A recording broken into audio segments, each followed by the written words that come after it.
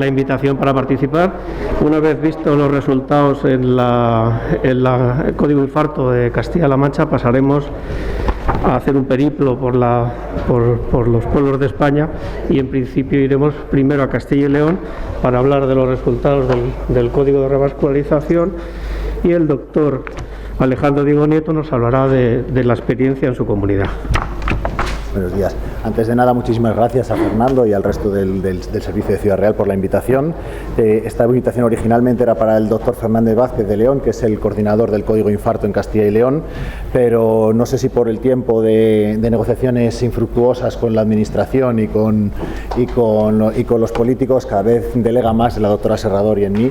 Entonces, la pena es no tener datos estructurados, como ya veremos, de Castilla y León, pero sí traigo datos bastante sólidos de Salamanca y lo publicado de Castilla y León, ¿vale?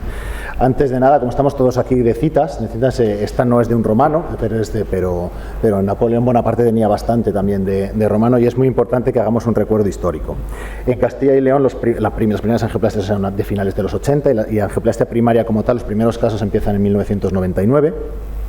Y durante de 1999 hasta 2014, que se inicia la estrategia del Código Infarto y se inaugura por primera vez, pasamos por una estrategia de primero seleccionar los casos a los que se hace angioplastia primaria, a considerarlos primera elección a partir de aproximadamente de 2009. Y luego ya hace una estrategia sistematizada a partir de 2014, ¿vale? Entonces, el destierro de la fibrinolisis intrahospitalaria se consigue más o menos en este punto, de principios de alrededor de 2010, pero todavía queda muchísima fibrinolisis extrahospitalaria. Entonces, esta primera época, del 99 al 2014, es la del eterno debate de si fibrinolisis o angioplastia primaria. Y aquí no voy a entrar en datos profundos, simplemente decir que los datos de España estaban muy por debajo de la media europea en angioplastia primaria y muy por encima de en fibrinolisis. Y no tiene que ver con la extensión de los países, sino posiblemente con el desarrollo. O sea, los países que hacen más fibrinolisis que nosotros, esto es lo que se publicó en 2014, eran Grecia, Chipre y Bosnia-Herzegovina. Entonces, no era una cuestión de extensión geográfica, sino posiblemente de dotación sanitaria, ¿vale? Entonces, en el año 2014, en junio concretamente, se publica el primer protocolo del Código de Infarto de Castilla y León. En esta comisión que se evalúa, llama la atención que el único hemodinamista en activo era el doctor Fernández Vázquez, que acudía en calidad de jefe de servicio, no de hemodinámica, y entonces este protocolo tuvo ciertas críticas y ciertos fallos que vamos a ver ahora. Se publicó con mucho bombo en la página del SACIL, que pretendía disminuir, el objetivo fundamental era disminuir un 30% la mortalidad. Esto es el 4 de junio de 2014. Y posteriormente, en la primera página, lo que veíamos es que el infarto agudo de miocardio se consideraba el primer objetivo en los planes de salud. Entonces, esta imagen que nosotros recibimos llama la atención. Pensábamos que le importaba mucho a los políticos, pero en realidad es el presupuesto el incremento de presupuesto que se destinaba a este protocolo. Entonces, era muy fácil manejar ese presupuesto, no teníamos ninguna duda de cómo teníamos que trabajar, a lo mejor posible sin recibir mucha ayuda al respecto. Partíamos de una situación en la que era bastante fácil, dado que la mortalidad del infarto de miocardio venía reduciéndose desde hacía muchos años atrás, tanto en España como estos son datos del Hospital de Salamanca y estos son datos de la comunidad. Entonces, venía en una curva descendente que posiblemente se ha relacionado en los registros de la sección de hemodinámica con un incremento del intervencionismo en el contexto del infarto agudo de miocardio en todos los aspectos, ¿no? Pero curiosamente, a partir de ese 2014 que se inaugura el Código de Infarto, lo que no encontramos es un impacto importante. Sucesivamente, en el año 2015 y 2016 tenemos mortalidades muy parecidas y posteriormente empezamos a perder los datos porque ese registro que se empezó a hacer con mucho énfasis, como no cuajaba mucho, se fueron perdiendo los datos. Y tanto es así que a finales de 2015, un año y medio después, empiezan a aparecer noticias como que Burgos implanta código infarto, Zamora implantaba código infarto, y con el mismo titular, es decir, que se pretendía disminuir un 30% la mortalidad. Esto es del 3 de noviembre de 2015. Entonces, ¿qué habíamos estado haciendo hasta ahora? No lo tenemos muy claro. Trabajando todo lo posible, pero no parecía que hubiese habido ningún cambio, que el protocolo de código infarto hubiese supuesto un cambio en la manera de actuar. Entonces identificamos los problemas que había, hacemos un análisis DAFO y lo primero que tenemos que tener clarísimo que el mayor punto de debilidad que tiene nuestra comunidad es geográfico. Castilla y León es la comunidad autónoma más extensa de España, con una densidad de las más bajas, 25 habitantes, prácticamente desértica, entonces es la número 1 en superficie y en población es solo la sexta. Y si comparamos con nuestros vecinos la densidad de hospitales con disponibilidad para hacer angioplastia primaria, pues lógicamente hay una disparidad muy importante. Así posiblemente porque los hospitales de hemodinámica están más adaptados a la población que la extensión, ¿no? Entonces, el segundo punto fundamental son los retrasos. Inevitablemente, ante los traslados tan largos, el tiempo que se tarda desde el primer contacto médico hasta que el paciente es transportado a una sala de hemodinámica es muy variable en función de la distancia. Pero llama la atención, si nosotros los agrupamos, estos son los datos de Salamanca, en los pacientes locales o los pacientes de las dos provincias que los mandan, que son Zamora y Ávila, ¿no? Entonces, claramente, cuando los pacientes están cerca de esos hospitales, se cumplen los tiempos recomendados y cuando acuden primeramente a un hospital sin angioplastia primaria y que está lejos, pues esas actuaciones se retrasan mucho. Y si nosotros cambiamos un poco los criterios, nos vamos a los más modernos de 60 minutos de actuación, incluso la mayoría de los pacientes se retrasan bastante, ¿no? Entonces se plantea la fibrinolisis como alternativa inmediata. Y entonces, ¿cuál es la efectividad de la fibrinolisis? El problema que tenemos con ella son dos fundamentalmente. Primero, que la fibrinolisis se está utilizando, se pone muchísimo más tarde de lo recomendado, 47 minutos de tiempo medio desde el primer contacto médico hasta el inicio de la fibrinolisis, y el problema también del que no se habla es de la efectividad. La efectividad de ese 50-60% que nosotros siempre teníamos en mente con el fibrinolítico está extraído de ensayos clínicos muy antiguos donde la efectividad se valoraba por la permeabilidad de la arteria cuando se llegaba a hacer el cateterismo o con la resolución del ST, pero si nosotros contabilizamos los criterios actuales, que si a los 90 minutos no hay criterios de reperfusión, tenemos que hacer una angioplastia primaria, disminuyen mucho. Estos son datos reales de nuestro hospital. La efectividad de la fibrinolisis extrahospitalaria es del 31%. ¿Vale? Y esos retrasos tienen un impacto, que es lo que tenemos que decir. No simplemente que se retrasen más, sino que la mortalidad hospitalaria, por supuesto que en relación con el tiempo está claro, pero produce una inequidad muy clara entre las distintas provincias y según dónde accede al hospital. Esto es un póster que nos han aceptado ahora para el Congreso Nacional, donde identificamos un incremento de la mortalidad de los pacientes, de mortalidad cardiovascular, pacientes de Ávila o de Zamora en comparación con los pacientes de Salamanca.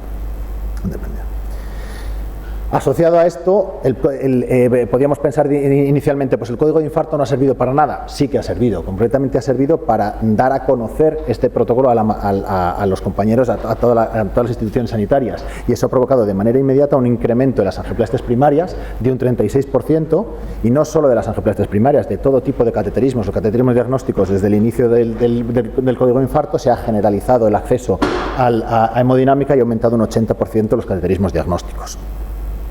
Además de eso, es que la alerta hemodinámica, los servicios de hemodinámica se utilizan para cada vez más cosas. Primeramente era solamente el infarto con elevación del ST, luego incluimos el sin elevación del ST, parada cardiorrespiratoria, embolia pulmonar con contraindicación para fibrinolisis, etcétera, etcétera, etcétera. Ahora el código shock, el ECMO del COVID, etcétera. Cada vez vamos teniendo más indicaciones, con lo cual aumenta mucho la sobrecarga al equipo. Sobrecarga que además viene, como estamos hablando de comunidades, a la comunidad que en estos momentos está más sobrecargada, con la que más angioplastias primarias realiza por millón de habitantes, y los operadores que más procedimientos hacen por cardiólogo, por cardiólogo intervencionista. Ante todos estos problemas, nosotros realizamos múltiples protestas y llamadas de atención a la Administración. Y la respuesta hasta hace muy poco, y ahora vamos a ello, era básicamente silencio administrativo. Es decir, cartas sucesivas a la Consejería, intentos de recuperar las relaciones institucionales, y a pesar de todo esto, pues siempre se nos daban, tenemos otras prioridades en este momento, luego llega la pandemia y ya vamos yendo. Entonces, todo esto ya lo comentó Oriol en su presentación, lo que fundamentalmente hay unas desigualdades interterritoriales muy importantes, algunas inherentes a la propia idiosincrasia de cada una de las comunidades y otras inherentes al tipo de gobierno que tienen o a la política sanitaria que se haga en cada una de ellas. Pero bueno, en cuanto el problema más importante es que esa curva plana que estábamos viendo desde el inicio del código infarto parece que no solamente no mejora, sino que empeora. En los estudios Recalcar parece que tenemos un repunte de mortalidad en los últimos años y concretamente en Castilla y León tenemos una mortalidad bruta cercana al 10%, tanto en el 2018, que correspondía a los datos de 2016, como en el último Recalcar, que supera ya el 11%, en tasa bruta y ajustada por mortalidad muy cercana al 10%. ¿Vale? Entonces, ante eso nosotros intentamos comprobar si en nuestro centro, particularmente en Salamanca, esto se reproducía, y efectivamente es lo que vemos. En 2014 empieza el código infarto y en 2018 vemos un pico de mortalidad. ¿A qué lo podemos atribuir? Eso es una cosa más difícil y tendríamos que entrar en ello, ¿vale? Pero desde luego no parece que sea porque los pacientes vengan mejor, ¿vale? Además de todo eso, nosotros no tenemos muy claros cuántos son nuestros pacientes, porque tenemos una ceguera del propio sistema. Si nosotros preguntamos a los servicios de codificación cuántas angioplastias hemos hecho en el año 2018, nos decían 407, pero solamente había 160 recogidos en el registro del código infarto. Y si preguntamos a la nueva base de datos que estamos empezando a utilizar desde entonces, eran 250. Entonces, todo esto nos causaba una incertidumbre tremenda. No sabíamos muy bien cuántos pacientes teníamos y qué resultados teníamos. Entonces, sospechábamos que estábamos rascando de esos pacientes que tenían más graves, que nunca llegaban al hospital y que por eso estaba incrementando la mortalidad, dado que nuestra manera de actuar seguía siendo la misma. Los niveles de actuación y los tiempos no habían cambiado de manera significativa de antes o después de la utilización del código infarto. Simplemente es que había aumentado mucho la difusión del conocimiento de la existencia del protocolo y nuestros compañeros de otros ámbitos sanitarios llegaban hasta nosotros con más facilidad. Pero estas son las preguntas más importantes que nos hacíamos y para las que no teníamos respuesta. La más importante, la última: ¿en qué grado el código infarto beneficia a nuestros pacientes potenciales? Pues no podemos responderlo, y eso es lo que más amenaza el código infarto de Castilla y León. Es la ceguera de la administración, la sobrecarga asistencial y no tener muy claro cuál es el impacto pronóstico que de verdad tiene.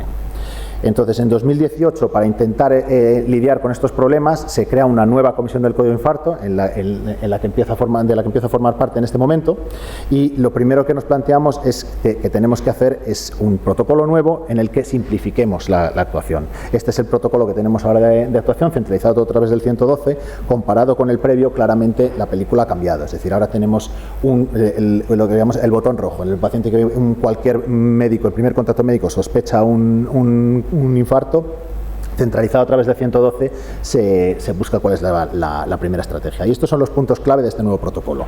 La angioplastia primaria es la estrategia preferida. La fibrinolisis debe indicarse solo si el tiempo de demora es mayor a 120 minutos y siempre y cuando no haya contraindicaciones para la misma. Los pacientes con más de 12 horas de evolución ya no debe plantearse si deben ir dirigidos directamente a angioplastia primaria. Y en todos los casos el transporte a un centro con hemodinámica debe realizarse lo antes posible, evitando el paso por unidades intermedias, que era el mayor problema que teníamos precisamente por la extensión geográfica y la cantidad de centros de segundo nivel que teníamos. Y precisamente para que todo esto funcione, antes de nada tenemos que establecer un registro obligatorio que nos permita de verdad tener una imagen de cuál es nuestra situación real, ¿no? Cuando acabábamos de presentar este protocolo, estalla la epidemia COVID y entonces queda todo en suspenso, hasta la semana pasada. Concretamente el día 22 tenemos por fin respuesta a todas esas cartas de llamadas de atención y tenemos la primera reunión de la Comisión del Código Infarto desde el noviembre de 2019, ¿vale? Entonces, el logro que hemos tenido en esa reunión es comprometernos a una reunión semanal hasta la consecución de la presentación oficial del nuevo protocolo y del inicio del registro obligatorio, ¿vale? Entonces, ahora estamos muy esperanzados a pesar de los malos resultados que tenemos hasta ahora. Estos son los aspectos logísticos y económicos, que son muy similares a todos. Tenemos un médico, dos enfermeras y un auxiliar de alerta. La retribución es exclusivamente la localización, con un refuerzo los fines de semana y los descansos bastante variables y en función de cada uno de los distintos centros. Entonces, la segunda parte del análisis DAFO, que sería el análisis de las oportunidades creadas, precisamente gracias a la pandemia, si tenemos que darle gracias a algo, es el aumento de la visibilidad del sector sanitario y las ayudas presupuestarias externas, a ver si podemos aprovecharlas para intentar financiar estas propuestas de mejora que lanzamos desde la Comisión. Es decir, mejorar la educación sanitaria de la población para que acudan antes a los servicios sanitarios, formación de profesionales, lo más importante, mejora de transportes sanitarios, optimizar herramientas diagnósticas, absorber ese incremento de sobrecarga asistencial mediante más personal y más capacidades y incentivación profesional. Entonces, esta nueva evolución histórica tendría que añadir lo sucedido desde 2018 hasta 2021. Con ese stop en 2020, la situación real que tenemos ahora mismo es esta. Es decir, seguimos en pañales, pero creo que ya estamos dando los primeros pasos y empezando a caminar. Muchas gracias. En principio deberíamos pasar a la siguiente ponencia, pero el ponente se tiene que ir por cuestiones personales, y si hay alguna pregunta sobre su charla. Si no hay ninguna, a mí sí me gustaría hacer una anotación, y es que la situación geográfica de tu comunidad, de la comunidad de Castilla y León, se parece mucho a la de Castilla-La Mancha. Y fracasó un poco el código infarto al principio, yo creo fundamentalmente no porque la administración no está ciega, está miope. Si tú no tienes datos que presentarles, claro, no te hacen caso. Y es lo que nos pasa a nosotros, no tenemos el registro, que ya lo pusimos en marcha y se tuvo que anular porque se supone que se iba. Entonces yo creo que ahí, yo creo que es uno de los pilares fundamentales. No sé qué opinas. Sí, tener un registro desde el principio, probablemente si tú a la administración, no a ellos, pero si a nivel de la opinión pública sacas datos, la administración al final tiene que abrir los ojos, y los gestores yo creo que claudican. Llama la atención, de hecho, que la respuesta ya rápida a esta nueva reunión tiene que ver con que en la última carta ya hacíamos una sugerencia de que si no recibimos respuesta, pues a lo mejor la siguiente publicación no tiene que ser dirigida a la Consejería de Sanidad, sino a la prensa. Y entonces en ese momento ya vamos a hacer una reunión inmediatamente. Y sí, pero por supuesto necesitamos saber de dónde partimos. Yo creo personalmente que en estas comunidades tan extensas lo que necesitamos es un refuerzo abrumador de la cantidad de UMES y fundamentalmente del helicóptero. Recientemente se ha adquirido en Castilla y León un cuarto helicóptero que posiblemente sirva para algo. No lo sé, no sé si en cuánto, porque si vemos la evolución de la actividad del helicóptero desde el 2017 a 2020 ha ido reduciéndose casi hasta el 50%. Entonces no es cuestión de poner más helicópteros y si se utilizan menos, sino de utilizarlo más con mayor frecuencia. Un tema que depende mucho de la consejería, pero que en mi caso es un poco relativo. Por ejemplo, la provincia de Soria, que tiene una media provincia de Soria que está al lado de Logroño. Sí. ¿Habéis conseguido hacer ese reto? Muy difícil, muy difícil. Que está a 40 kilómetros de Logroño y a 200 de Burgos. Nos pasa con Soria, y tenemos un problema grave también, tiene mucha población toda la Sierra Sur de Ávila, que el transporte posiblemente tampoco es tan al lado de Madrid o de Toledo, que serían los centros más cercanos. No están al lado, pero están más cerca que de Salamanca, que es a donde se derivan. Y además posiblemente las carreteras sean mejores hasta entonces. Entonces depende.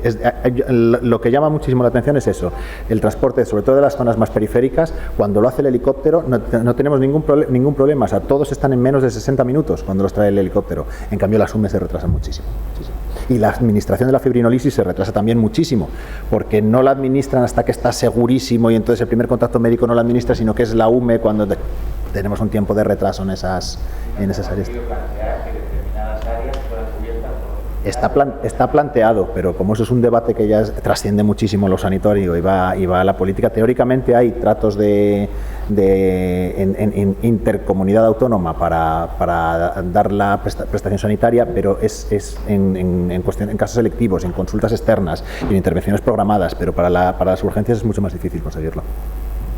De hecho, tenemos el caso de un paciente que unos compañeros de la UME del sur de Ávila, que decidieron llevarlo a Madrid, a Puerta de Hierro, un paciente, y están expedientados.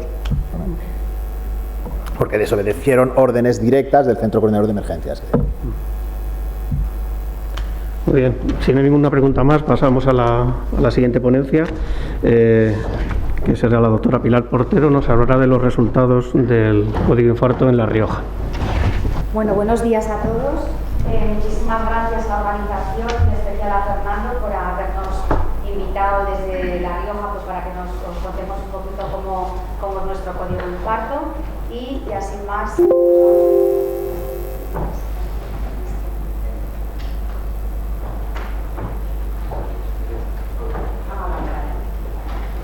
Bueno, pues hemos dividido un poco la presentación en evolución histórica, aspectos geográficos de nuestra comunidad, nuestros datos, el análisis GAFO y finalmente los aspectos económicos. Empezamos con la evolución histórica y la hemodinámica en La Rioja, pues os quiero transmitir que lo vais a ver ha sido pues, un poco diferente a otras comunidades en el sentido pues, de que ha habido como un vacío de poder en muchas ocasiones. Os pongo ahí que hasta el 2008 la hemodinámica se realizaba de forma programada en el Hospital Márquez Villa de Santander, y aquí está Chema que lo puede corroborar, como veis, con unos kilómetros entre Logroño y Santander de 234 kilómetros. En 2008 se inicia la hemodinámica en La Rioja, la lleva a cabo una clínica privada concertada con el Servicio Riojano de Salud y realizaban procedimientos programados y algunos urgentes en el horario de actividad de hemodinámica de dicha clínica.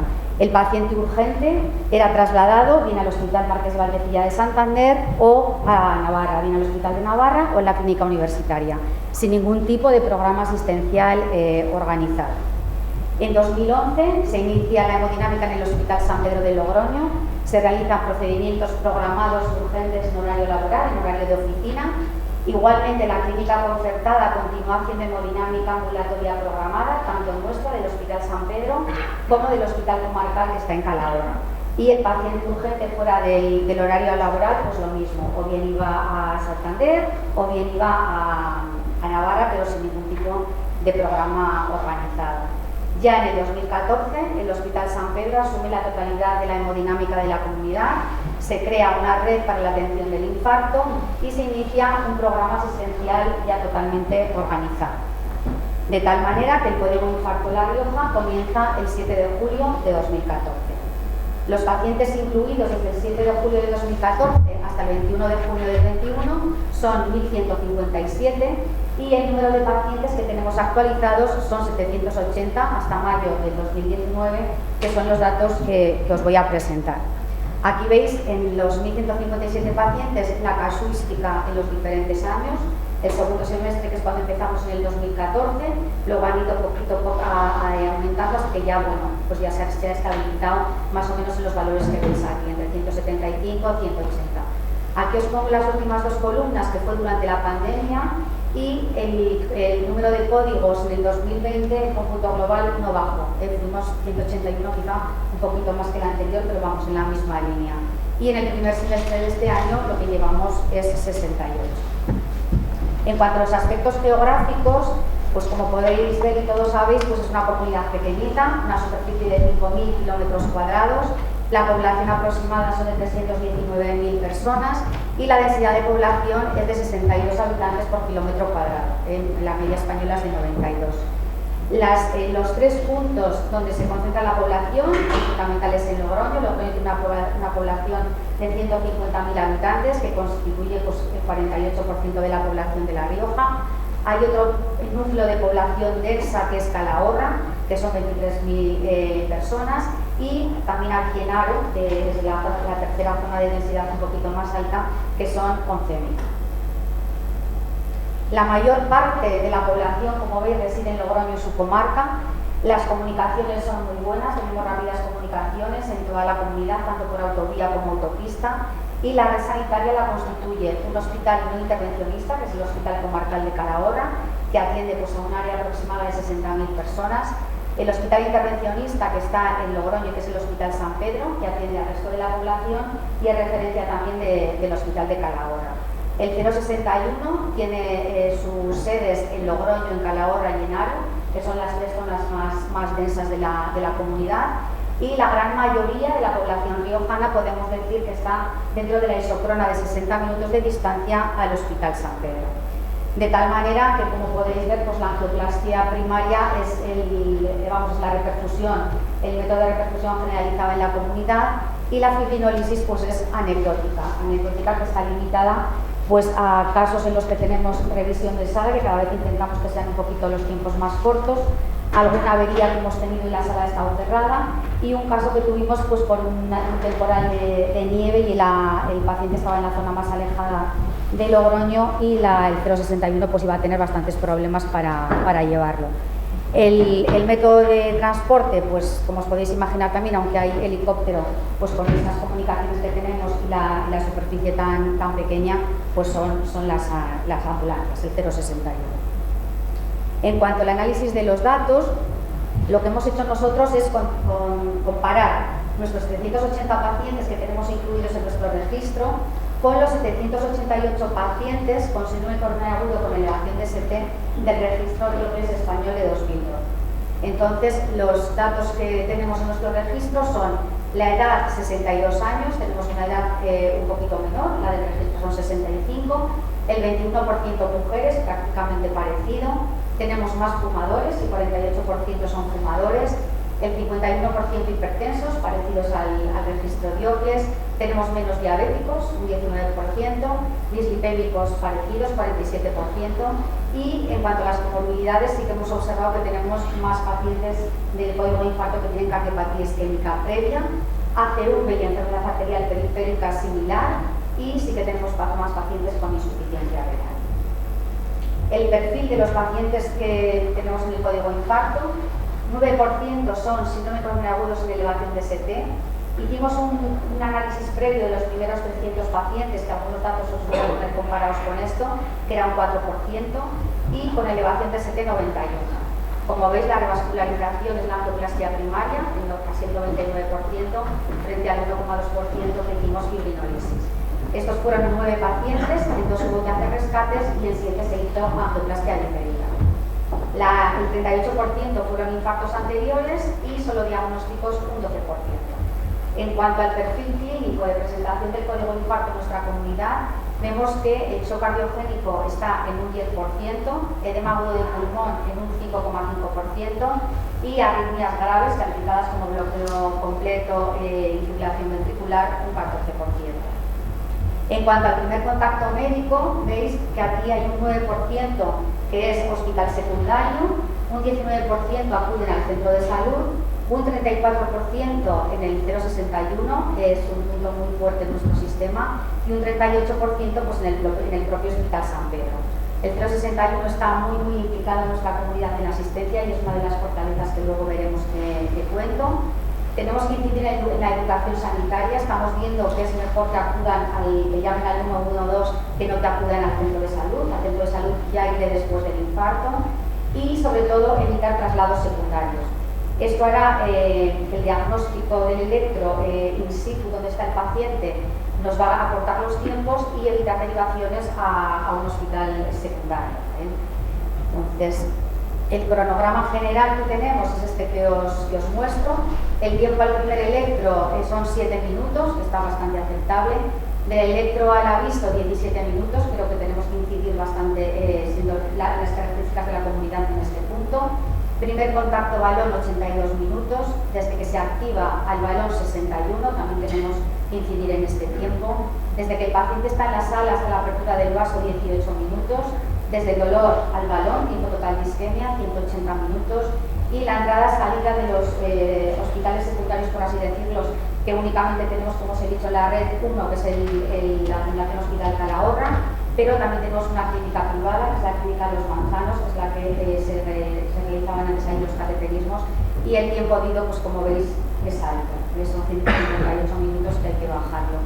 Y el retraso del paciente, pues veis, es 91 minutos, lo que constituye el 50% del tiempo total de isquemia, que yo creo que hay que incidir también bastante en ese punto. En cuanto al procedimiento, datos del procedimiento, acceso radial en el 88%, fármaco activo 89%, el uso de aximab y tirofiban un 9%, hemos bajado a la mitad respecto al análisis de los primeros 300 casos que os decía, trombectomía 32% y en cuanto al vaso tratado, pues ya veis que es más la descendente anterior y la coronaria derecha.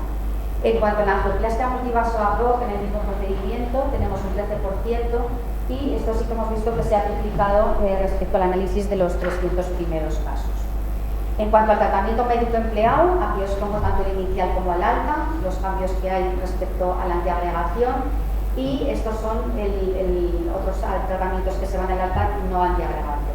Entonces, simplemente quería haceros resaltar que los mórficos los usamos en un 38%, bajaron en la mitad respecto al primer análisis y esto es porque nosotros, como os diré un poquito más adelante, el contacto que tenemos con el sistema de emergencias, con el 061, es muy fluido. Entonces, cuando nosotros detectamos alguna anomalía o incidencia negativa, tanto por nuestra parte como por la suya, intentamos solventarlo lo más rápido posible y el diálogo es bastante directo. En cuanto a la mortalidad global que tenemos es de un 5% en el análisis de estos 780 casos, incluyendo parada cardiorrespiratoria, shock cardiogénico y complicaciones mecánicas. La mortalidad del choque cardiogénico la tenemos en un 33,7%. Os he querido también dar unos datos del subgrupo del choque cardiogénico de estos 780 pacientes y que nuestro residente presentó pues, hace poquito, a primeros de junio, aquí en Almajo, en la Sociedad Castellana de Cardiología, que seguro que tú lo verías, Fernando. Entonces es pues, prácticamente el 10%, 77 pacientes, la edad media 64, más hombres, tenían un perfil de muy alto riesgo cardiovascular y en el grupo shock se vio pues, que había el 48% tenían cardiopatía isquémica previa. El tiempo de demora del paciente es el que tuvo mayor impacto sobre el tiempo total de isquemia en este grupo de pacientes de shock. De tal manera que veis que fueron del total de 250 minutos, 142 era el tiempo de demora del paciente. Y el primer contacto médico que tuvo el paciente con esta presentación de shock fue por emergencias, del 44%. Aquí os dan los mismos datos que os he dado antes, la mortalidad total y la mortalidad del shock, 33,76%. Y las aminas que más usamos nosotros allí, o que más usa el 061, es la noradrenalina, 8% aproximadamente del uso de balón de contrapulsación, arritmias 31,6% y la mortalidad que ya os la he dicho. En cuanto al análisis DAFO, lo que hemos analizado son las fortalezas, debilidades, oportunidades y amenazas, como habéis hecho también los anteriores. Y en cuanto a fortalezas, pues una de las fortalezas más importantes es que somos una comunidad pequeña, uniprovincial y tenemos muy buenas comunicaciones. La población está concentrada en los dos núcleos principales, en Logroño y Calahorra, que son distantes entre ellos 40 minutos. El sistema de emergencias hospitalaria es muy competente, tiene una formación excelente en el paciente cardiológico agudo, tenemos contacto directo entre ellos y nosotros, hay una pronta actuación y desde luego hay una fluidez con hemodinámica pues, para solventar las incidencias que puedan surgir. En cuanto a las debilidades que hemos detectado, hay unas que ya se han solventado recientemente, que son la cardiología de guardia, inexistente hasta la pandemia. En la pandemia, porque los intensivistas pues tenían tantísimo trabajo, se incorporó progresivamente la figura del cardiólogo de guardia para asistir a los pacientes cardiológicos. Inicialmente era hasta las 9 de la noche y ahora ya son las 24 horas. Y cirugía cardíaca in situ, inexistente hasta hace 15 días. La cirugía cardíaca que teníamos estaba concertada por el Servicio Riojano de Salud en la Clínica de los Manzanos, que está pues muy cerca de nuestro hospital, pero no la teníamos in situ y ahora sí que han traído la cirugía cardíaca y ya desde hace 15 días están operando en el hospital. Persistentes, pues disponibilidad limitada en algunas zonas de la realización del electro y las visitas a domicilio. Esto que nos parece a veces tan fácil, pues a veces no es tan fácil, porque al médico del centro de salud le llaman y a lo mejor en ese centro de salud precisamente no tiene un electro portátil para poder realizar un electro y lo tiene que trasladar al centro de salud o a un hospital secundario como puede ser la zona de Calahorra. Los cuidados inmediatos posangioplasia no son a cargo de nosotros, es a cargo de medicina intensiva y aunque con ellos pues hay una relación buena, en casos complejos tratamos y llevamos los pacientes conjuntamente, pues yo creo que lo deberíamos llevar los cardiólogos. Y luego la disponibilidad de una sala de hemodinámica. Para el día a día es suficiente, pero el código de infarto sí que lo vemos a veces puesto en peligro pues, en determinadas circunstancias. Revisiones, averías, procedimientos largos como puede ser de funciones o de estructural. Y en este caso pues lo que hacemos es que nuestros colegas y compañeros del complejo hospitalario de Navarra pues se hacen cargo de esos días que tenemos o bien la sala averiada o bien la sala en revisión. Intentamos que sea pues mediodía aproximadamente. Empiezan a las 8 de la mañana y probablemente, casi siempre a las 5 de la tarde ya podemos utilizarla, pero claro, también es un problema. La comunicación con Pamplona es por autovía y la verdad es que con ellos no hemos tenido nunca ningún problema. En cuanto a las amenazas que yo veo, pues que los hemodinamistas a veces estamos descontentos, no hay libranzas de guardia, no las libramos y la retribución de la guardia pues que se quedó anclada en cuanto hicimos el código de infarto en 2014 y eso todavía no hay manera humana de que mejore y de que se renueve. Y luego algo muy importante que también habéis dicho aquí otros es la ausencia de una base de datos sustentada por la administración o que al menos nos den algún tipo de ayuda. La base de datos que tenemos nosotros es una base de datos hecha por nosotros, la hizo mi compañero, el doctor Pablo Aguiar, y es una base Nestel muy extensa, porque no solo abarca los datos de los tiempos de la medicación hasta la angioplastia primaria, sino que también la estancia en UCI, la estancia en cardiología, la medicación al alta, si ha habido complicaciones. Entonces, el rellenarla, pues la verdad es que nos cuesta bastante, y de hecho por eso no hemos podido presentaros todos los casos. Ahora tenemos residente y bueno, y él nos echa una mano y ha dado bastante batida a lo que es la base de datos. Y como oportunidades, no sé si es una oportunidad o no es una oportunidad, pero la búsqueda del cardiólogo de guardia en nuestro hospital ha sido una odisea desde hace muchísimos años.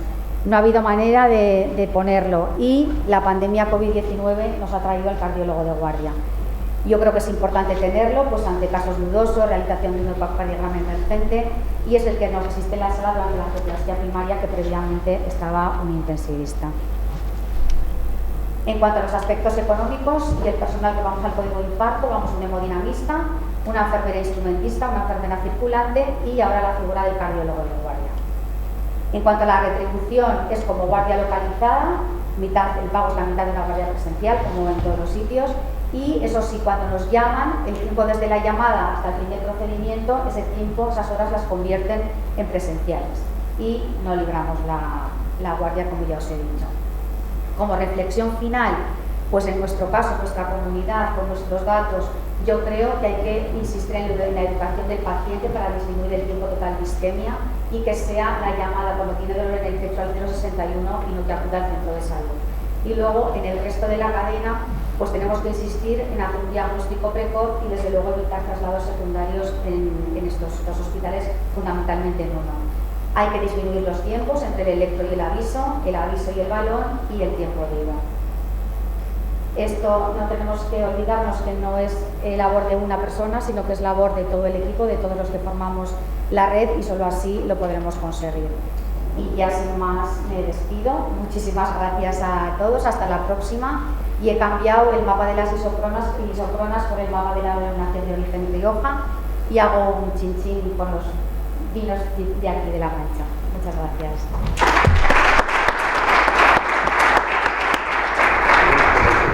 Muy bien, pasamos a la siguiente ponencia. El doctor Chema de la Torre nos comentará los datos del código infarto en Cantabria.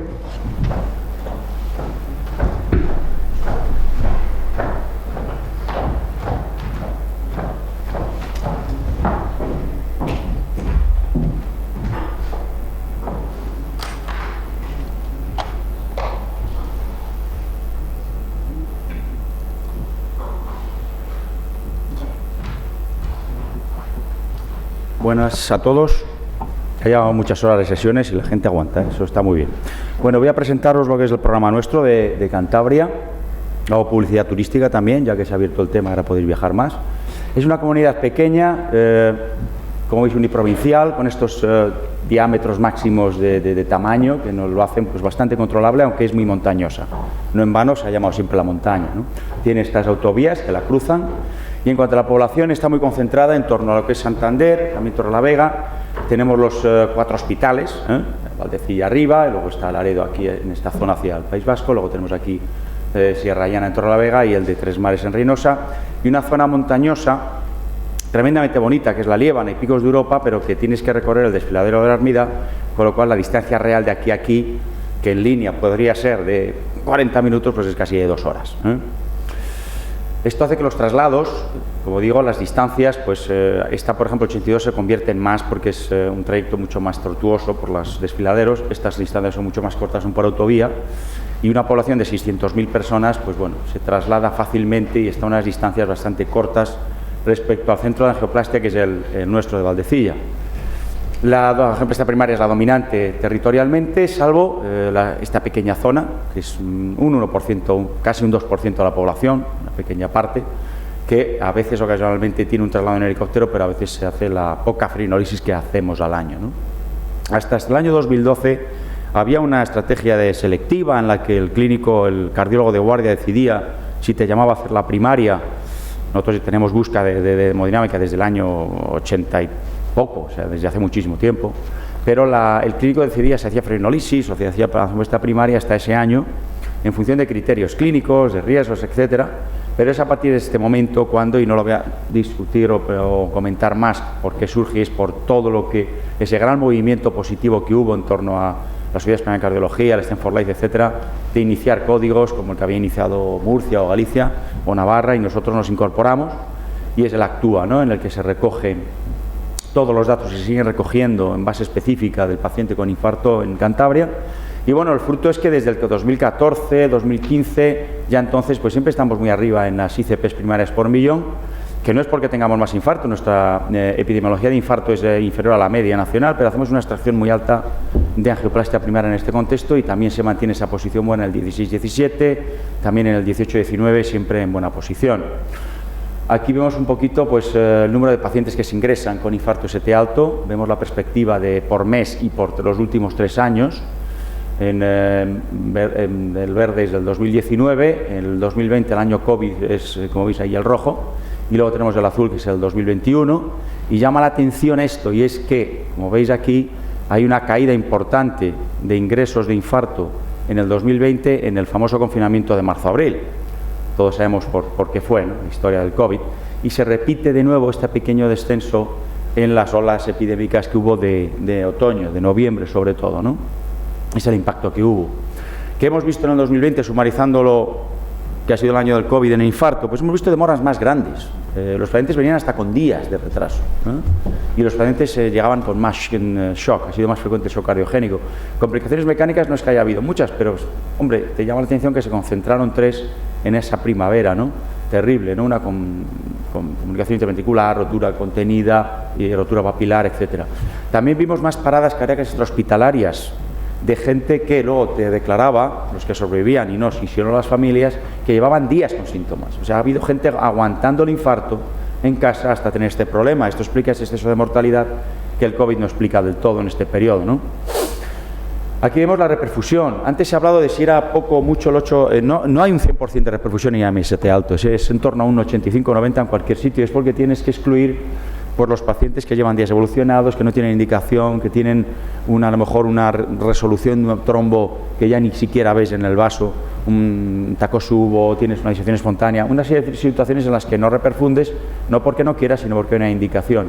Y eso está en torno siempre al 90% aproximadamente. No hemos visto cambios comparando 19 y 20 en reperfusión respecto al COVID. En cuanto a cómo reperfundes, comparando 19 y 20 de nuevo, el año complicado y el año previo, obviamente la angioplastia ha sido totalmente dominante, con más de un 95% en los 2 años, y en cuanto a fibrinólisis ha habido algo más en el año 2020, en ese periodo complejo de la primera onda del COVID, donde hubo un poquito más de fibrinólisis que el año 2019, pero en todo caso son porcentajes, como vemos, un número de casos muy pequeñitos, que quizás se han concentrado más en las zonas más montañosas o distantes, ¿no?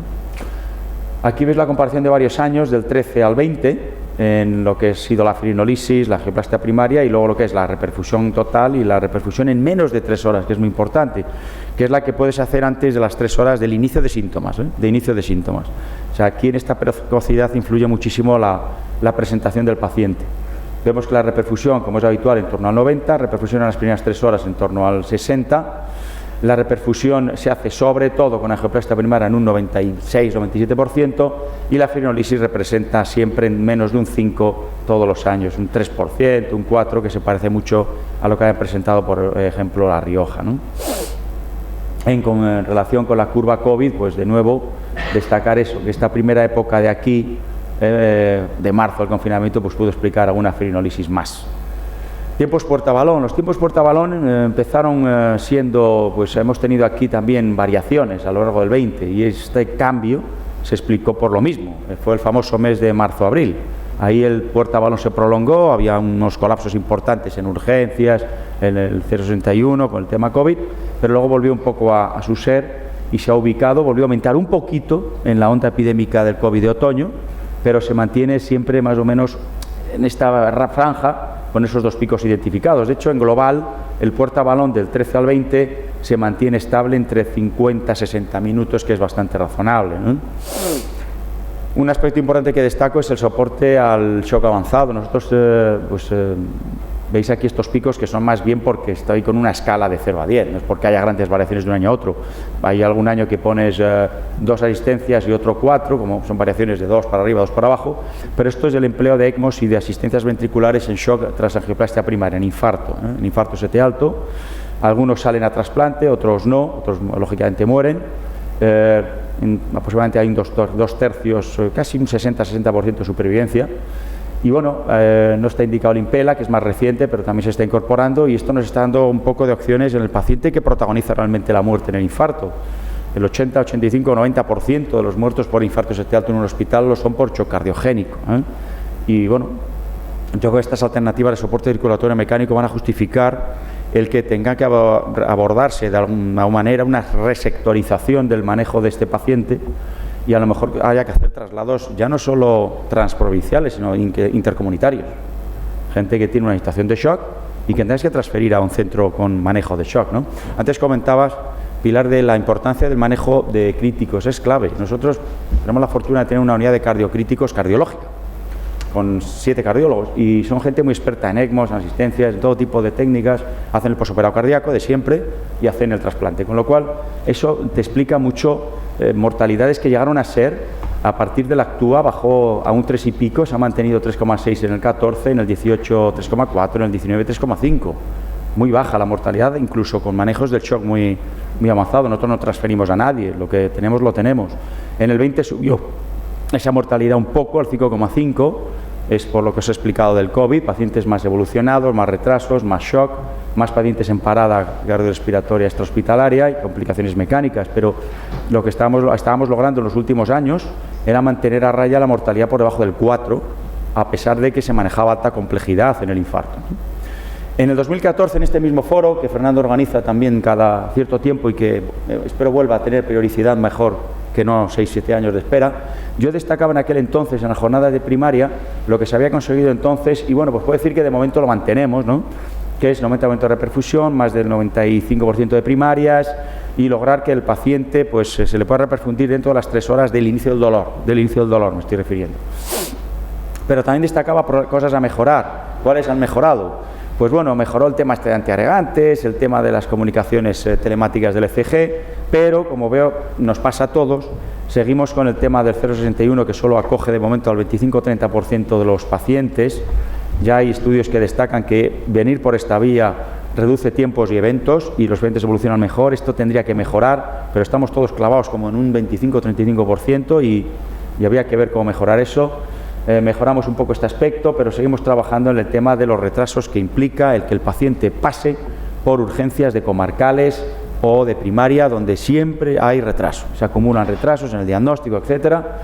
Y en cuanto al tema de remuneración, que estáis comentándolo todos, pues nosotros mejoramos algo, y es que de ser solo localizada fueras 1 o 10 veces, ahora a partir de la segunda alerta se transforma en presencial. Y si la alerta es solo una, la que has hecho, pero ha durado más de 2 horas de estancia en hospital, pues pasa a ser presencial. Hay gente que está mejor, que cobra pues presencial desde que va a la primera, incluso que cobra según las que haga. Otros están peor, solo localizados, hagan lo que hagan. Nosotros hemos avanzado un poquito en ese aspecto, pero esto se logró el año pasado, no antes. Somos 5 intervencionistas en los que hacemos guardias, y es un médico y 2 de profesionales de enfermería por guardia, asistido siempre por unas 2 personas o 3 de la unidad coronaria. ¿Cuáles son las conclusiones de nuestro código, nuestro programa? Bueno, pues muchas son compartidas, ¿no? ¿Está sólidamente establecido? Sí. ¿La primaria se ha establecido como la forma prioritaria de reperfusión? Pues definitivamente sí.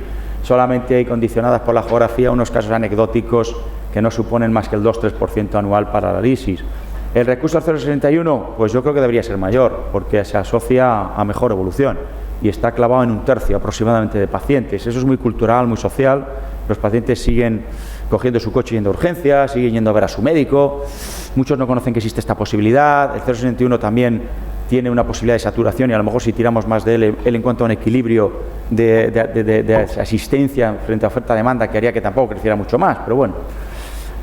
Nos pasa a todos, las demoras en hospitales comarcales. Todo paciente infartado que pasa por un comarcal o por la urgencia de un hospital se come 1 o 2 horas, sí o sí, y eso es un problema.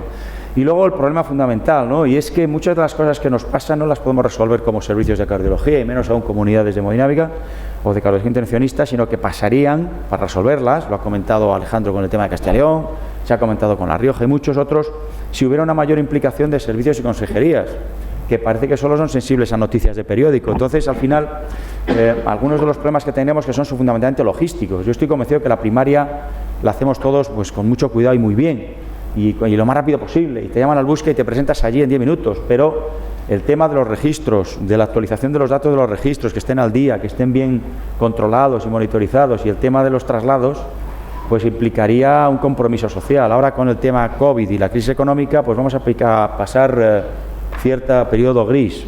No va a haber grandes inversiones a lo mejor en esto, y nos van a poner a la cola de otros problemas que van a ser socialmente importantes. Pero bueno, hay que mantener el empuje y seguir intentando obtener cosas de los servicios y de las consejerías. Y esto es lo que os quería contar. Gracias.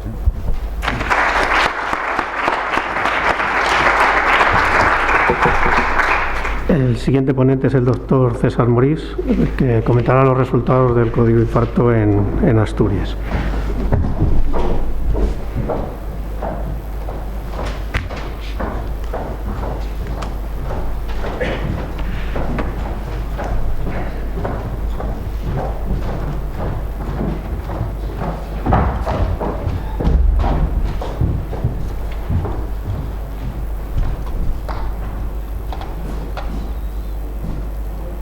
Hola a todos.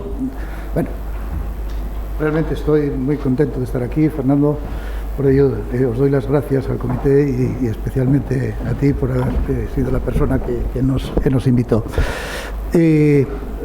Vamos a presentar los resultados de Asturias. Tiene alguna característica, bueno, que lo hace un poquitín. Es un buen laboratorio, porque tenemos 1 millón de habitantes y entonces aquí no tenemos que dividir ni por esto, y vamos a ver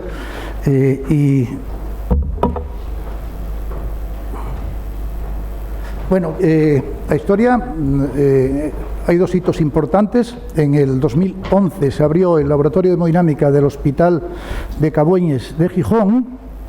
Hasta entonces la angioplastia primaria la hacíamos solo en el UCA, en Oviedo, y de una forma más voluntarista que otra cosa. Y luego, en octubre, como veis ahí, de 2011 también, salió el documento, como no, otro más por cada autonomía. Lo que pasa es que el nuestro salió muy cursi, porque es que lo llamaron Código Corazón. Y entonces parece que somos de una revista de esto, en vez de el mundo entero lo llama Código Infarto, pero en Asturias se llama Código Corazón. Yo llevo intentando cambiarlo, pero no soy capaz, no me digáis por qué. Entonces, bueno, ahí tenéis el esquema de Asturias. Asturias, como sabéis, es una autonomía muy alargada, de este a oeste, que está dividida en 8 áreas sanitarias. Para 1 millón de habitantes tenemos 8 gerencias, tenemos todo por 8, que además no se entienden entre las 8, con lo cual es algo que se lleva intentando cambiar, pero la política tiene una fuerza tremenda. Y se repartió, como veis ahí, 647.000 habitantes los atiende Luca y 437 el hospital de Cabueñes. ¿Qué tenemos de muy bueno? Tenemos que es una autonomía que para 1 millón de habitantes tiene una dotación hospitalaria realmente, yo podría decir, de lujo. Es decir, tenemos 8 hospitales, como veis ahí,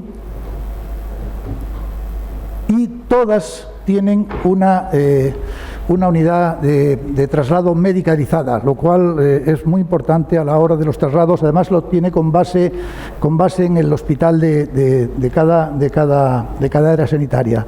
Tenemos además un helicóptero, y en el caso de que actúe, pues siempre lo lleva a Luca. El único problema de Asturias es que muy pocas veces se puede volar en helicóptero, porque es vuelo visual, y entonces en cuanto hay nubes pues ya no vuela el helicóptero. Asturias, hace 30 años las alas, sobre todo la el oeste estaba muy mal comunicado, y eso fue lo que llevó a hacer estos hospitales, y ahora realmente estamos en un momento en que las comunicaciones han mejorado tanto que lo que hizo hacer aquellos hospitales ha perdido cierto sentido, pero otra vez lo mismo, el intentar cambiar eso desde un punto de vista político es prácticamente imposible. Bueno, pues con esta, y también decir que me parece que es el 60 y pico, si no es el 70, está en el área metropolitana del triángulo que forma Avilés, Oviedo y Gijón. Ahí está concentrada la población de Asturias. Los aspectos formativos es un médico y 2 enfermeras para cada hospital, lógicamente, y la remuneración es una guardia localizada de 15 a 8 y sábados y festivos, sin ningún tipo de, como Valdecía, que ya lo consiguieron, la envidia de todo el país fue Belviche durante unos años, que aquello era tremendo, fueron los que mejor, creo que era la mejor que conseguían, y cada vez que iban les pagaban, y les pagaban como una guardia localizada. Esto está así, estamos atascados y, como acaba de decir Chema, los tiempos que vienen realmente parece que van a ser muy duros. Bueno, hemos dicho que se puso en el 11, ahí lo veis, y luego yo creo que podemos hablar de estabilidad. Estamos en estas cifras de angioplastias primarias totales y repartidos en las otras 2 columnas, lo que hace el Hospital de Cabueñes y lo que hacemos en el UCA, 207 en Cabueñes y 330 en el UCA. Analizando los datos de Luca, nosotros sí que mantenemos nuestro registro prospectivo de todos los pacientes, pero con permiso para La Rioja, ya esto, hicimos una base de datos chiquitina. No nos fuimos en una base de datos tremenda, sino que es casi es un folio por una cara, pero que registra las características fundamentales de la angioplastia, y entonces eso nos permite mantenerlo, no nos metemos en nada más. Entonces, 384 activaciones, bajó un poquito, 3,5%, pero como veis en la gráfica anual no vemos un impacto muy claro porque del COVID. De hecho, nosotros escribimos una carta diciendo que cogimos el mismo periodo del mes de marzo y lo comparamos con el mismo periodo de marzo del año anterior y no habíamos tenido diferencias. Sí que tuvimos diferencias en el retraso, eso sí que claramente sí que obtuvimos, pero no en el número, que luego sí que bajó. Entonces esto es muy importante, de esas 30 y... No hacemos rescate, ya no se hace en Asturias ningún rescate, se hacía antes, y lo veremos ahora, en esas zonas tan apartadas cuando no podías asegurar los 120 minutos, pero desde que se puso allí una unidad medicalizada con base allí, prácticamente ya podemos asegurar los tiempos para hacer una angioplastia. Se cancelaron 7, que ahora veremos, y no se hizo angioplastia en 47, es decir, un 15% de las pacientes que llegaron a la sala de hemodinámica no se les hizo angioplastia. Que veremos a ver qué es. Esta se presentó hace 48 horas y veis que aquí estamos con 527, La Rioja con 574 y Castilla-León con 599. Yo, cuando veo estas cifras, me hace pensar que no sé si estamos midiendo lo mismo, porque realmente ahora mismo nosotros diagnóstico de infarto de miocardio en Asturias que no se trate, puede ser, pero pueden ser cifras muy pequeñas y creo que deben ser iguales en toda la comunidad, pero entonces algo debemos estar midiendo diferente. En esto, os quiero representar cómo de los pacientes que llegaron a la sala de hemodinámica, ¿qué porcentaje no se hizo? Sabemos que la angioplastia primaria tiene que tener un colchón, digamos, de fallos, de no hacer angioplastia, que tiene que estar en unos límites también. Veis que hemos señalado aquí que en este año tuvimos un 24%, que es demasiado alto, y ahora estamos en un 14, 18, que son los pacientes por otro tipo, pues coronarios normales, Takotsubo, lo que se ha comentado aquí, que es importante conocer esta cifra porque, como digo, tiene que estar en un rango que hay que controlar. Las fibrinolisis, aquí las vemos, y ya ha desaparecido. Eso hace que Luca esté entre el grupo de estas también de hace 48 horas, de más de 300, y el Hospital de Cabueñes en más de 200 en esto.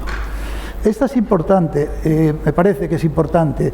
Entonces, 0 rescates porque ya no hacemos, se ha cancelado 7 pacientes. Cancelar quiere decir que se activó y antes de llegar al hospital se cancela.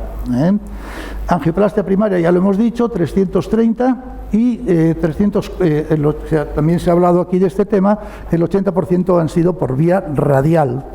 Y quiero volver a una diapositiva que yo, cuando la preparé, no lo remarqué, que es esta, que es que estamos viendo que la edad media del paciente asturiano está muy alta. Ya salió una diapositiva que me fijé, que me parece que fue de Oriol, donde veíamos que la más alta de toda la serie era la asturiana.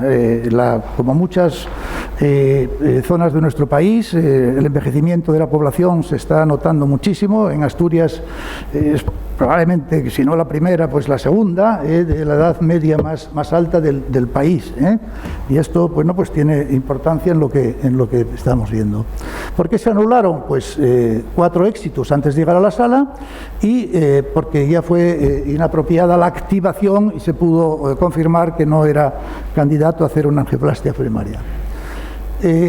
Esta es, bueno, tiene un interés, el 38% se realizaron durante de 8 a 20 y el 34% durante los festivos y fines de semana. Esto sí os puede dar una idea de... habíamos dicho que recogíamos una serie de hospitales nosotros, y entonces los que van directamente a Luca son 160, los que nos trae el SAMU, que he de decir que no lo comenté antes, pero ahora lo aprovecharé de otra diapositiva, tenemos absolutamente centralizado todo, al contrario que comentaba Chema de que el 0,60 y algo tenía ahí alguna cosa. Nosotros todo tiene que pasar por el 112. Absolutamente todo, no, todos los demás estamos detrás, entonces él en el 112 ya se mira a dónde corresponde, llama a la sala de hemodinámica de donde corresponde, si hay sitio lo lleva, si está ocupada llama a la otra sala, es decir, todo eso se coordina y nosotros recogemos al paciente en el momento que entra por la puerta de hemodinámica, y veis que el grueso directamente o los que acuden directamente a Luca.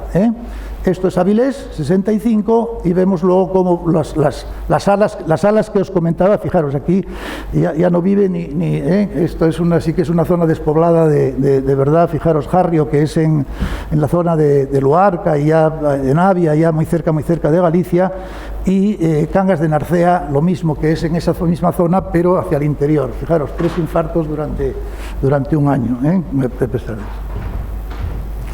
el SAMU los 113, bueno, tiene un interés relativo, pues del centro de Oviedo el 45 y de fuera de Oviedo 16, y a esto sí que puede ser interesante, que es que los 51 pacientes directamente de la calle. Les hacemos a todos una llamada o un control a los 30 días y vemos una mortalidad del 8% global, pero cuando la angioplastia primaria fue secundaria a una parada extrahospitalaria, vemos cómo se dispara hasta el 55%.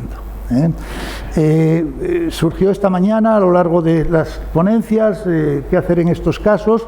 Nosotros ahora estamos haciendo las paradas que hay sospecha de que es isquémica. Si no hay ninguna sospecha de que sea isquémica, no los llevamos directamente a la sala de hemodinámica, se lleva a la cuidado de intensivos.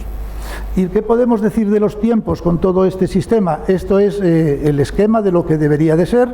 Ahí tenemos, se ha dicho también, y no entraré, que el tiempo hasta el primer contacto médico es un problema de salud pública, es de educación de la gente, no nos afecta, no nos afecta, sí nos afecta, pero no podemos actuar sobre él. Entonces, os decía que todo se llama al 112, él centraliza absolutamente todo, lo distribuye, y estas me las dieron ayer.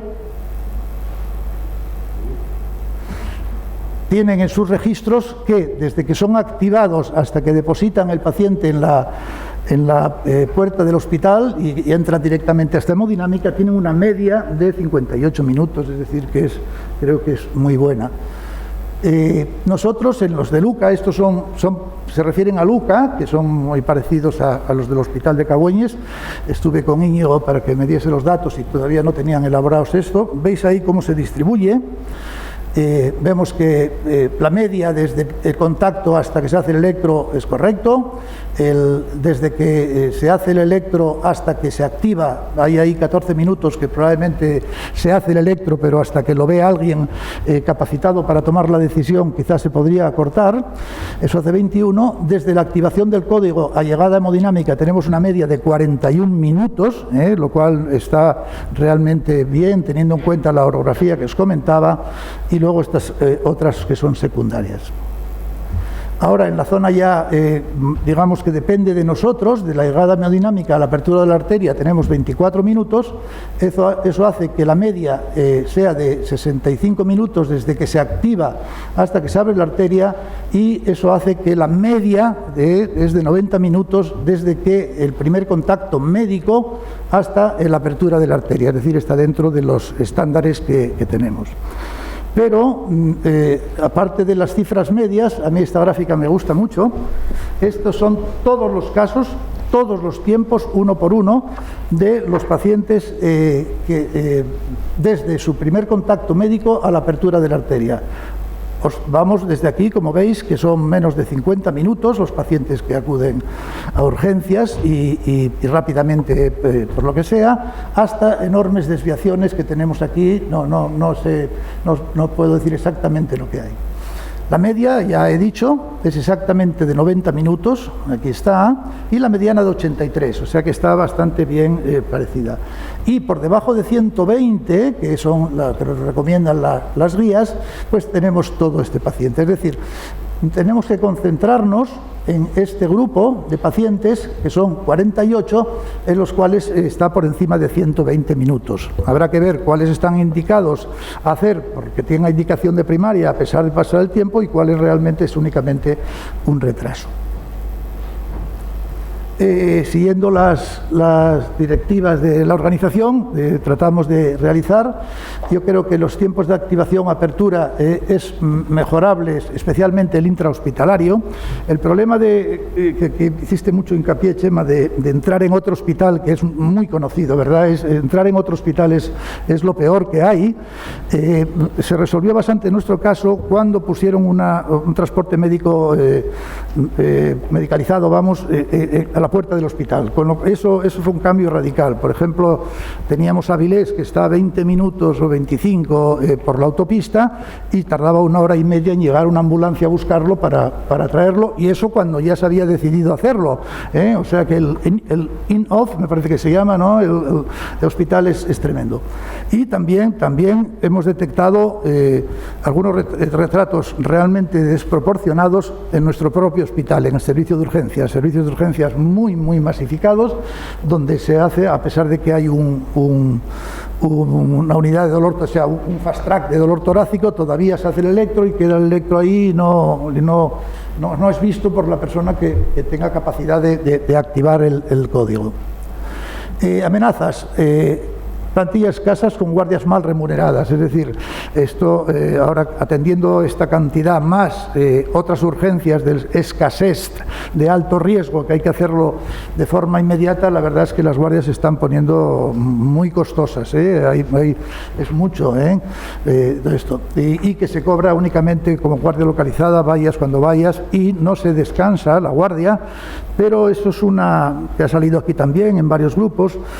Ese es un voluntarismo que realmente habla mucho de la profesionalidad, pero que realmente es un coste elevado para las personas que lo hacen y que lo sufren. Venir a las 3 de la mañana y aunque luego el día siguiente vayas un poco tarde, pero quiero decir que todo esto. Es un programa muy consolidado desde el 2011, con 9 años, muy bien coordinado desde el centro de emergencias y que cubre la totalidad absoluta de la gente del que vive en el Principado de Asturias.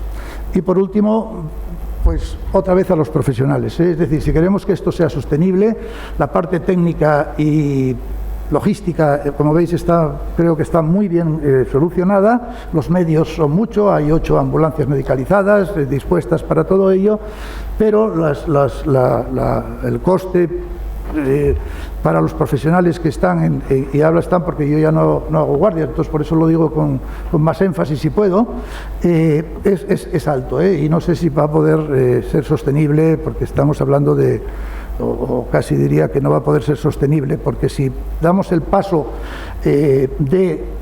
o sea, está regulado por ley que hay que descansar 8 horas, ¿no? Si tú vienes a las 2, 8 y 2, 10, ¿no? Hasta las 10 de la mañana no tienes que entrar al día siguiente. Eso es lo mínimo que creo que es para todo el país, no creo que sea por autonomía eso. Claro, si implantas eso, realmente se desbarajusta todo el programa programado y todo eso. Bueno, y entonces yo también a hacer propaganda, bueno, por lo menos tan bonito como Santander, ¿no? Por lo menos, ¿no? Muchísimas gracias a todos.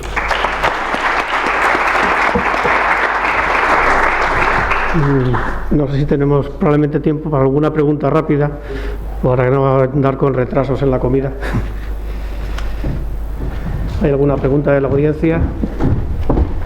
Si no, a mí sí me gustaría sobre todo preguntar a Chema Latorre, porque ha hecho hincapié en 2 ocasiones con lo del establecimiento de la red de SOC, que yo creo que es importante, pero si cree que se pueden utilizar algo de lo que está ya vigente de redes de infarto, o va a haber que empezar desde cero con toda la infraestructura para organizar las redes de SOC. Él lo tiene mejor porque es su hospital. Claro, es que eso es complejo porque depende hasta qué extremo quieres llegar. Los nodos son diferentes porque hay muchos más sitios con la respuesta primaria de los sitios que va a haber con una unidad que maneje el shock cardiogénico adecuadamente. Y esto rompe las barreras autonómicas o regionales.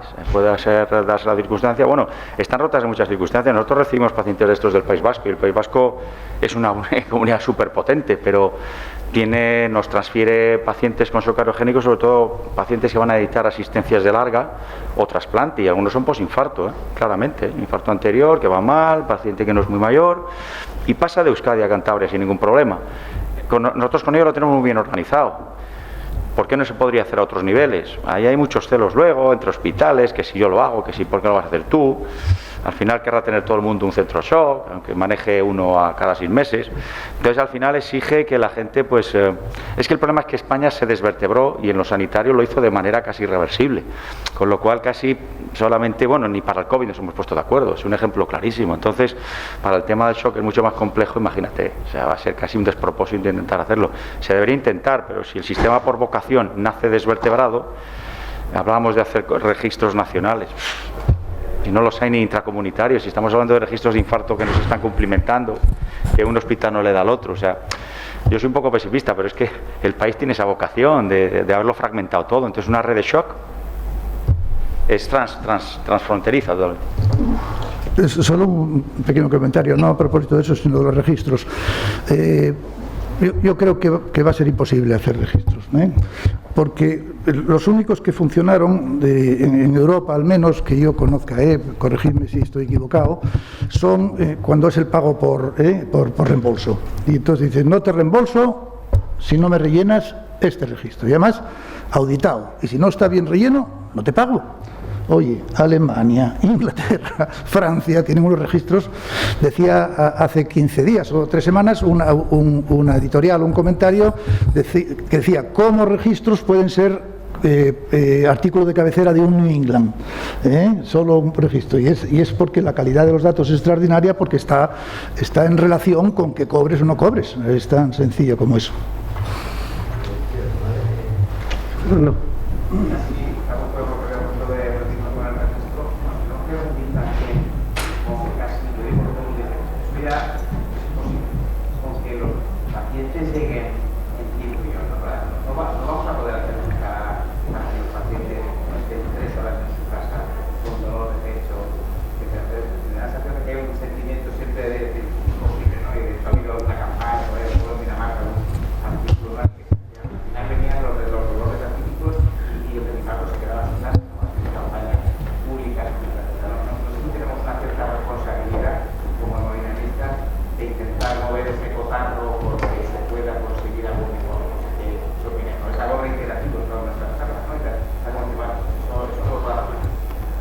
Hombre, yo pienso que sí que somos responsables.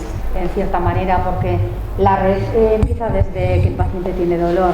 Entonces es muy difícil a veces hablar a la población y que la población esté sensibilizada, pero algo tendremos que hacer para que esos tiempos disminuyan. No sé cuál es, si trabajar con las administraciones, hacer más tipo de educación sanitaria en los centros de salud, dar charlas, no lo sé, pero yo creo que sí que es importante.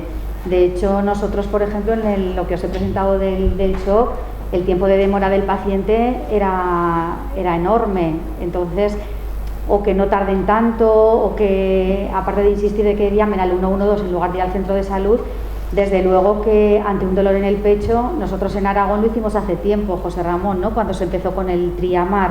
Entonces, pues sí que tenemos que insistir. Yo creo que es muy importante ver nuestros tiempos que podemos controlar, pero también esto, aunque sea difícil, yo no soy tan pesimista. Fíjate que el tema de los tiempos de demora del paciente, que son los que más pesan, es casi inamovible con el tiempo. Lleva siendo 20 años el mismo en países más avanzados que nosotros. Dinamarca, por ejemplo, hizo un proyecto para reducirlo y no lo logró. Un proyecto de educación, televisión, colegios, y siguen en 110 minutos de media de demora. Luego se hizo un estudio muy bonito de si los profesionales sanitarios venían antes.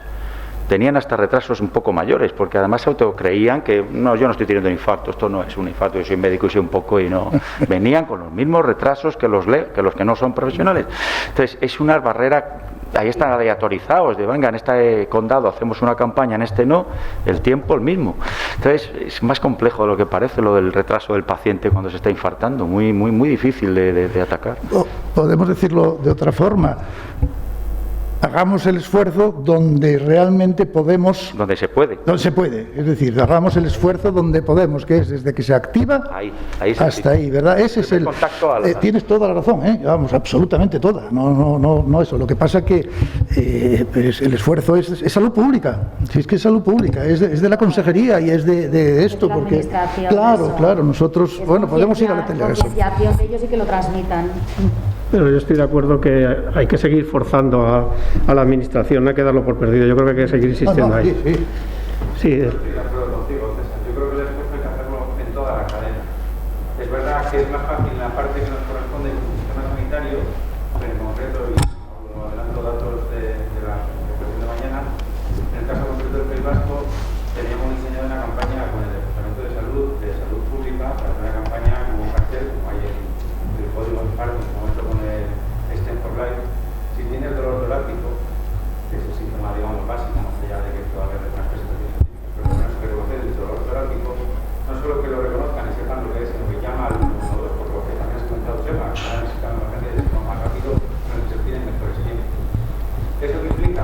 Pues que igual no hay que centrarse solo en el sistema sanitario como tal, sino también con el Departamento de Salud, porque somos miembros de salud pública, pero es en toda la cadena. ¿De qué nos vale tardar 10 minutos desde que entra en el primer contacto si el paciente ha venido 24 horas de inicio de dolor? Para nada. O haces toda la cadena, o realmente, si solo haces errores en una de las partes. Creo que no me expliqué bien, no quería decir eso en absoluto, ya sabes, ¿no? Sino todo lo contrario, sino que, pero tú mismo lo acabas de decir, es decir, con el Departamento de Salud, ¿no? Con el Departamento de Salud. Claro, eso es lo que yo transmito, no nosotros desde aislados como los eso, ¿no? Tienes toda. Sí. Es una línea, digamos, Departamento de Salud, Sistema Sanitario, profesionales, y aunque es una línea, a veces la transmisión de la comunicación no es lineal, es el propio profesional que tiene que estar en cada una de las administraciones, porque entre ellas no se comunican, y al final, si el objetivo común es el mismo, en fin. En una campaña que hicieron en Texas, que insistían en un tipo de síntomas, lo que se observó es que los infartados que no tenían exactamente esos síntomas tardaron más todavía, porque ellos consideraron que solo tenían que ir si era lo que describía el cartel que ponían en los frigoríficos, que era un dolor que para aquí para allá.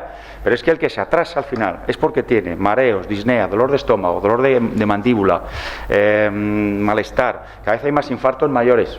El infarto mayor no duele igual. es distinto.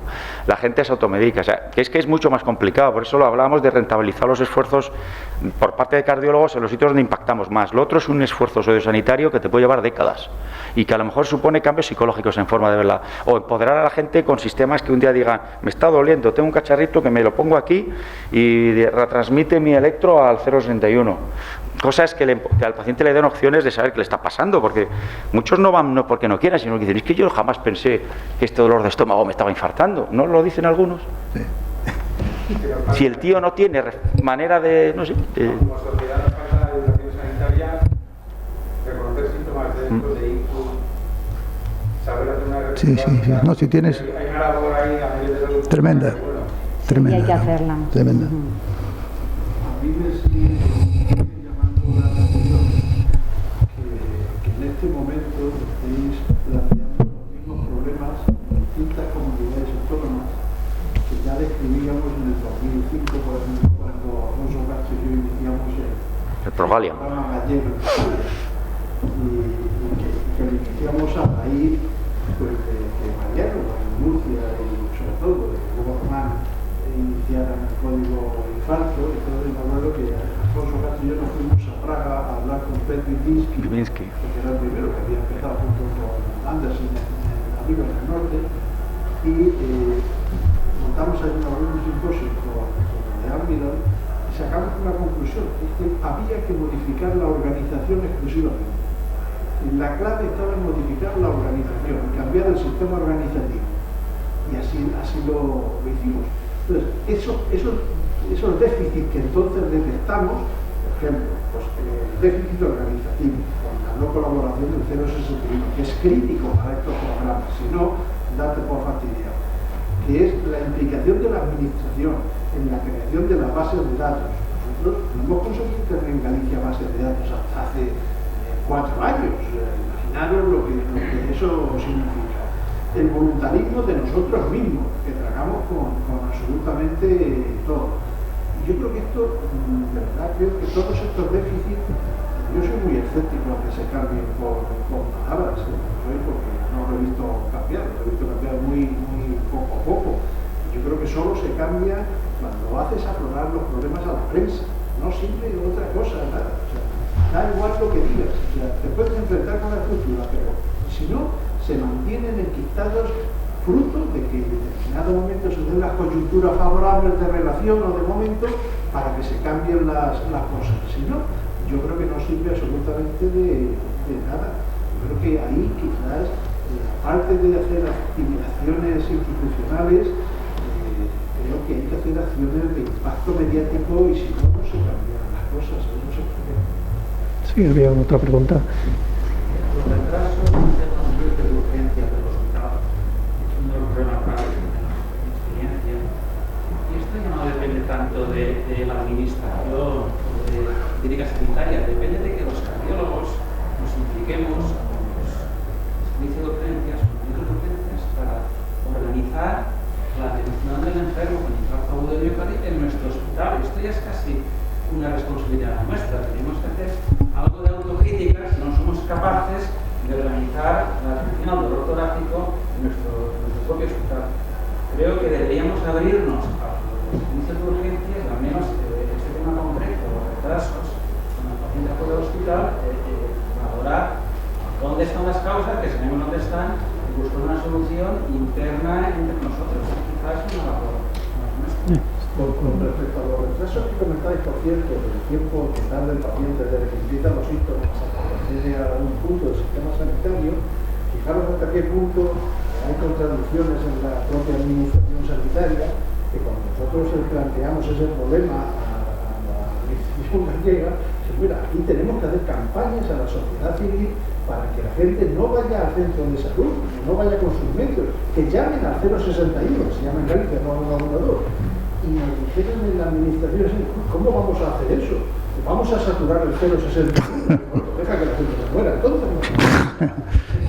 Es así. El tema es, estamos todos de acuerdo en que, hombre, que habría que cortar eso, pero las dificultades son tan burocráticas y de consejería y de todo esto, y lo que tú dices, Juan, es decir, si tenemos ese problema en casa y tan localizado, y desde que llega el paciente hasta que se le hace un electro pasa 45 minutos, y hasta que lo ve el médico de guardia pasa otros 20 minutos, pues ahí sí que hay que, ¿verdad?